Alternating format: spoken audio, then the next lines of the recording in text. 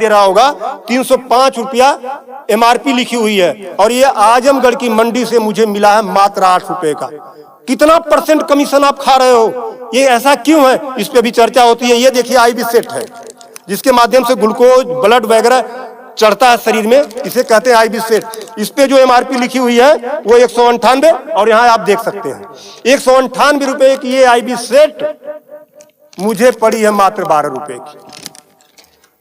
फिस्टर we go set लगाने के बाद जो उस पर टेप लगाया जाता है, यह मुझे पड़ी है 6 से 7 रुपए की, और इस पे MRP 71 रुपया 50 पैसा। यहां भी आप देख सकते हैं।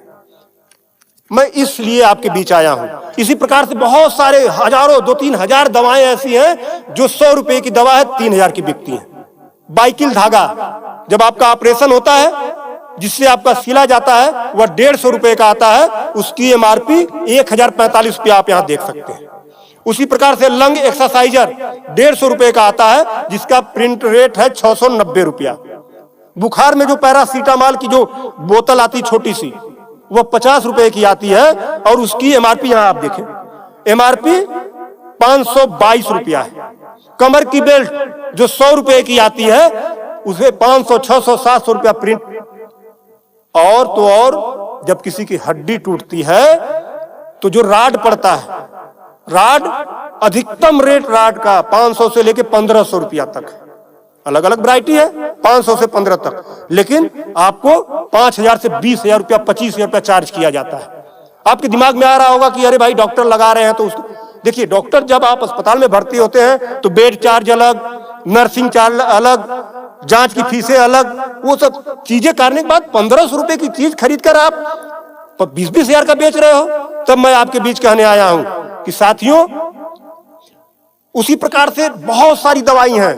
100 रुपए की दवा, एक दवा मैं देखा, ला नहीं पाया उसको, 100 रुपए की दवा, उसकी MRP 2000 रुपया लिखी हुई थी।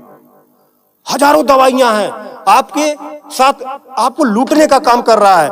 मुद्दा ये नहीं है, मुद्दा ये नहीं है कि इस पे 305 का प्रिंट छपा हुआ है। मुद्दा ये है कि इसे छपने किसने दिया? जिसे हमने चुनकर भेजा, क्या वो दलाली खा रहा है, कमीशन खा रहा है? 8 रुपए की चीज 305 रुपए का प्रिंट वो छपने क्यों दे रहा है? ये चोरी से थोड़ा ना बिक रही है, खुलेआम बिक रही है।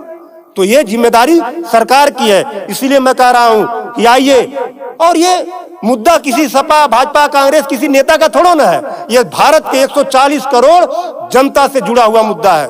आपको आगे आना होगा, और आगे आने के लिए आपको इस वीडियो को अधिक से अधिक शेयर करवाना होगा, अधिक से अधिक लोगों को बताना होगा। इसलिए नहीं कि मेरा ये प्रचार हो जाएगा, ऐसा कुछ नहीं है। इस मुहिम को जब ये वीडियो शेयर होंगे, सोशल मीडिया एक ऐसा प्लेटफॉर्म है जिससे सरकारें हिल जाती हैं। आज मैं इस चीज को लेकर आया हूं, ये जनता से जुड़ा हुआ मुद्दा है। जब आप मेरी इस बात को, जनता की इस आवाज को अपने इलेक्ट्रॉनिक गैजेट्स के माध्यम से आगे बढ़ाने का काम करेंगे, निश्चित रूप से सरकारें डरेंगी। और मैं तो कहता हूं, सरकारों को जनता से डरना चाहिए, जनता को सरकारों से नहीं डरना चाहिए। तब मैं आपके बीच कहने आया हूं कि आइए मेरे इस मुहिम को आगे बढ़ाएं। कि बात 305 रुपए की नहीं है, बात उस गरीब की है, उस रिक्शा चालक की है जो दिन भर में 450 से लेकर 500 तक की मजदूरी पाता है। अगर उसकी तबीयत खराब हुई, वो बेहोश हो गया, उसके घर वाले किसी उसको अस्पताल लेकर जाते हैं, तो 305 रुपया वो अस्पताल केवल वीगो का चार्ज कर लेगा, फिक्स्टर का 71 रुपया चार्ज कर लेगा, और IB सेट का चार्ज कर लेगा। ये सब मिला के 600-700 रुपया हो गया। यानी उसकी 1.5 दिन की दिहाड़ी में अभी तो ग्लूकोज लगा ही नहीं, दवा कोई उसने खाया ही नहीं, बेड का चार्ज हमने बताया नहीं, अस्पताल का चार्ज हमने बताया नहीं। 1.5 दिन की दिहाड़ी उसकी केवल इस 3 आइटम से चली गई।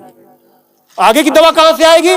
तब उसका बाप खेत बेचेगा, उसकी बीबी गहना बेचेगी। इस तरह का लूट खसोट। और मैं तो कहता हूं, शर्म करो ऐसा करने वाले लोगों।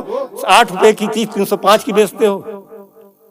आज आपके अस्पताल में अगर जो दाई है उसका वेतन 7,000 है, यानी प्रत्येक दिन 210 रुपया। अगर उसकी तबीयत खराब हुई, वो आप ही के अस्पताल में भर्ती होती है, तो उसकी 3 दिन की दिहाड़ी केवल इन 3 चीजों की लग जाती है। कुछ तो शर्म करो, कुछ तो सोचो। स्वास्थ्य, शिक्षा, सेवा का क्षेत्र है, लेकिन आपने इसे लूट का अड्डा बना दिया है।